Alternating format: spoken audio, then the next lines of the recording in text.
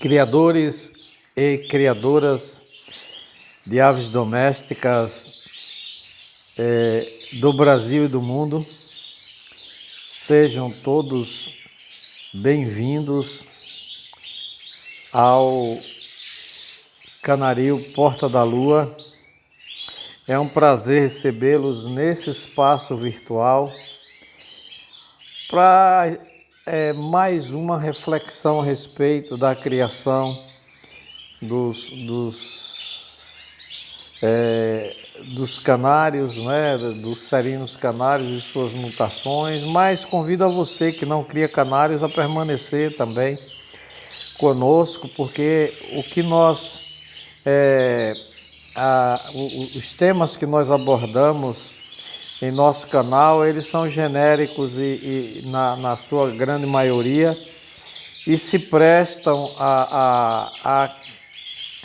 a orientação do manejo das diversas espécies que são criadas em ambientes domésticos. Então, mesmo que você não seja criador de canários, permaneça conosco.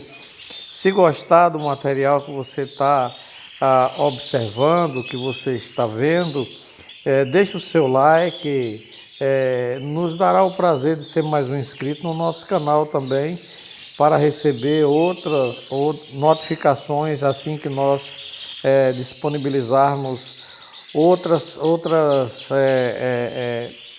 experiências, outras práticas que nós divulgamos aqui em benefício de todos aqueles que criam aves domésticas. Esse é o nosso único objetivo, auxiliar os nossos amigos criadores para que a ornitocultura, a criação de pássaros torne-se cada vez mais forte em nosso país e no mundo, porque é muito importante.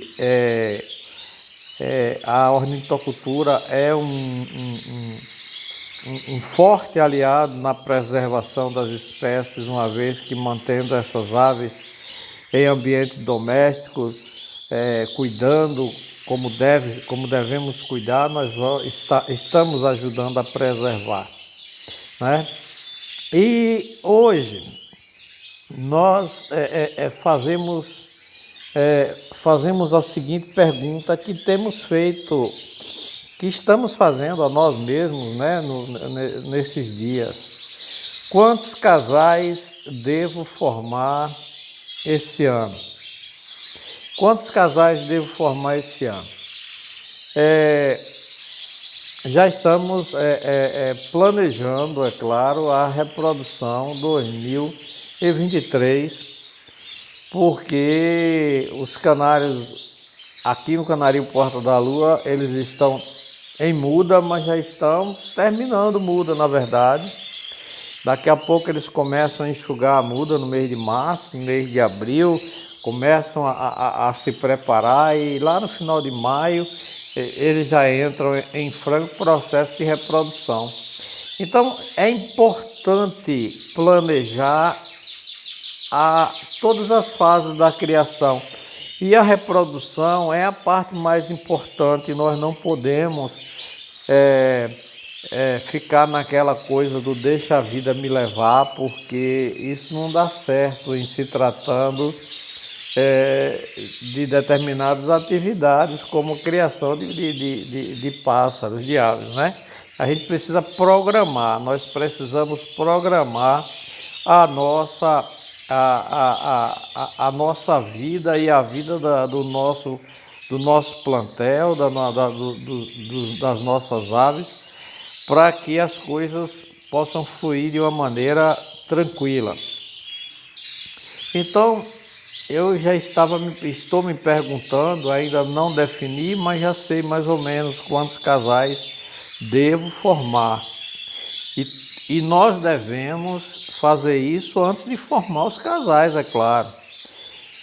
Devemos aproveitar esse período de descanso para planejarmos, né, como é que nós vamos organizar a reprodução desse ano.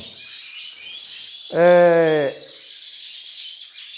a quantidade de casais a serem formados, ela depende de alguns fatores.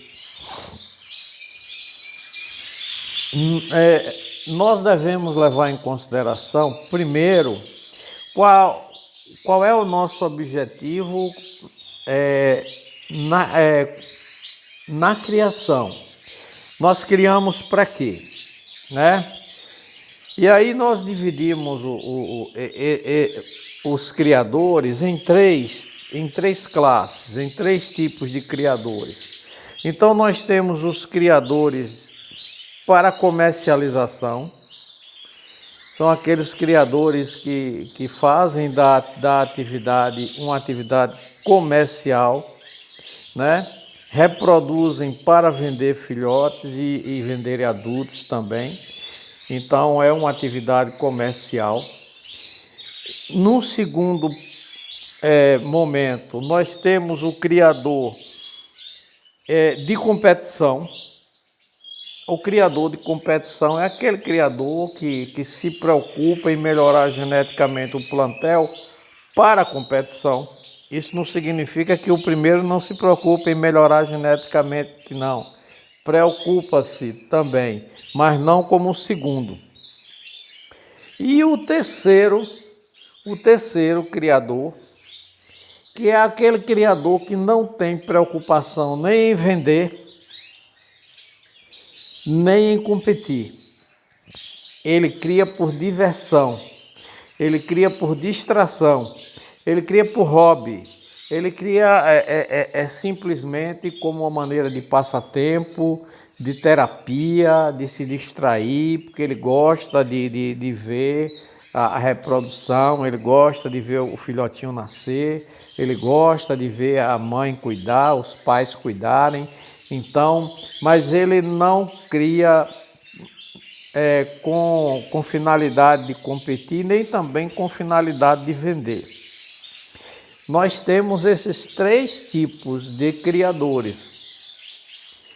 Eles existem não na mesma proporção, mas em grande quantidade, né? Aqui mesmo nós no Canaril Porta da Lua, nós não temos preocupação nem com comercialização, nem com competição. Nós pagamos recentemente quase R$500 para o nosso clube, o clube ao qual nós somos filiados. Já é o segundo ano que nós estamos filiados a esse clube. E nós nunca levamos nenhuma ave para a competição desde que nos filiamos a esse clube. Antes de nos filiarmos a esse clube atual, nós já éramos filiados também a um outro clube que ficava bem mais distante da nossa região. Só que era um clube onde nós pagávamos uma anuidade menor, mas também nunca levamos nenhuma ave para a competição. Então, nós criamos por terapia, nós criamos porque gostamos de ver as aves se reproduzirem, nós criamos porque gostamos de melhorar geneticamente, de tentar melhorar geneticamente. Às vezes nós brincamos, nós pegamos um lizard e colocamos com um branco recessivo para ver se vai sair mais lizard, mais branco recessivo. Enfim, nós gostamos da criação em si, né? Então, nós aqui no Canaril Porta da Lua não nos preocupamos com essa situação. Mas existem muitos criadores de competição e existem muitos criadores também de comercialização que reproduzem para comercializar. Aqueles que reproduzem para comercializar, é claro que vão trabalhar o maior número de casais possíveis, contanto que sejam casais que possam reproduzir bons exemplares bons filhotes que enchem os olhos de quem vai comprar. É claro, nenhum dos três descuida da genética, né? Principalmente porque aqueles que vendem, eles querem mostrar também que tem boas aves, né? Mas quem mais se preocupa com a genética é aquele criador do meio, aquele que cria para a competição. Mas voltando ao primeiro, esse criador que comercializa as suas aves, ele vai formar e deve formar o maior número de casais possíveis, contanto que ele não vai juntar um casal sem nenhum atrativo, né, para lhe dar filhotes que não vão encher o olho de nenhum comprador. Então é melhor não formar esses casais. Então cada um conhece o seu plantel, né? Às vezes a gente precisa até comprar uma ou duas aves de fora para poder suprir uma determinada necessidade genética ou que a gente tem, uma necessidade numa determinada cor que a gente precisa, ou numa determinada característica que nossas aves não têm e que estão precisando enriquecer, que estão precisando complementar com essa qualidade, né? Por exemplo, as nossas aves são aves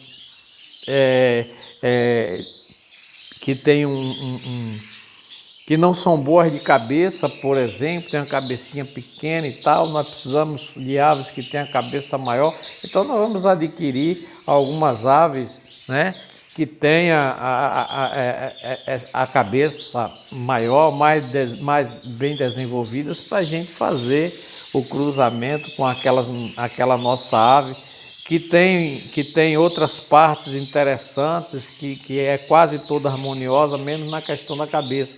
Nós vamos arrumar uma ave que seja boa nesse aspecto, para que a gente possa juntar, para ver se a gente consegue essa harmonia que a gente procura. É claro que nessa ave que nós vamos trazer, nós não vamos descuidar também de observar, né, outros aspectos, para ela não passar coisas ruins também para o nosso plantel. Mas, geneticamente falando, não estamos falando nem de doença. Mas isso é pano para outra manga, né? O que nós queremos é colocar aqui, porque o vídeo já está com 13 minutos, é que aquele criador que está criando para comercialização, ele vai ter muitos casais. Aquele criador que está criando para competição, ele não deve se preocupar em formar muitos casais, principalmente se ele já trabalha com uma única cor, uma ou duas cores, para a competição. Então, se ele dispõe de um bom material genético, se ele tem alguns casais de excelente qualidade ou de boa qualidade, ele vai tentar reproduzir e encontrar o seu campeão naquele plantel que ele tem, naqueles casais que ele tem, sem colocar muitos casais para a reprodução, né? Então ele vai ser mais equilibrado na hora de formar os casais e formar o mínimo possível, né? Porque não é como está escrito lá na Bíblia, não é pela multiplicidade de vossas orações que sereis salvos. Então, não adianta você fazer 50 casais de tranqueira achando que daí vai sair um campeão, ou daí vai sair 10 campeões, porque não vai. Não vai. É melhor você ter 4 casais, 4 bons casais com bom potencial genético, né? Para você, então, ter bons filhotes que possam, né, ir para a banca de julgamento. Então, o criador de competição, ele deve ter esse cuidado, porque depois é um grande problema você ter que se desfazer do excedente. E finalmente, aquele terceiro, aquele criador que cria apenas por hobby, por diversão, que é o nosso caso, por terapia, esse deve ter muito mais cuidado na formação dos casais.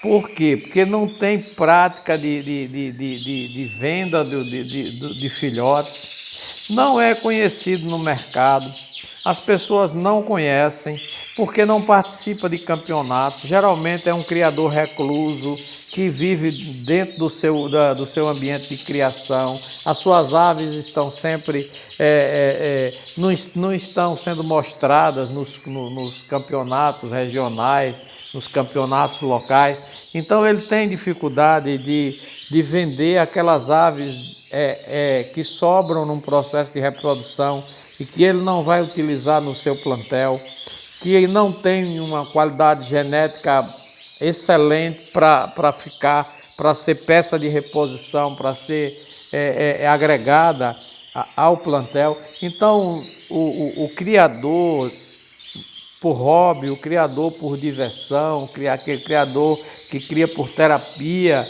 esse deve ter muito cuidado. Geralmente a gente não tem, a gente quer reproduzir aí uma grande quantidade e o que acontece é que depois nós temos dificuldade na hora de nos desfazermos dessa filhotada toda. Então tenha muito cuidado. Devemos ter muito cuidado, nós que estamos nesse terceiro ponto, nós nos colocamos nessa terceira classe, porque aqui no Canarinho Porta da Lua nós não competimos e nós não fazemos da criação uma atividade comercial. Então, devemos ser muito sóbrios, né? Ser muito econômico na questão da formação dos casais.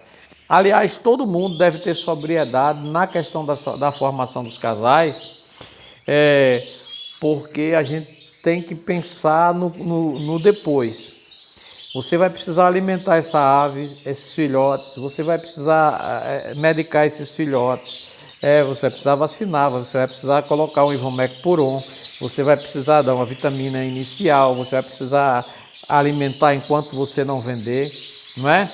E se não for para fins comerciais, se for para fins de competição ou simplesmente por distração, por hobby que você cria, então procure formar a menor quantidade de casais possível para que você não tenha problemas depois para descartar, para se desfazer de uma filhotada indesejável, né?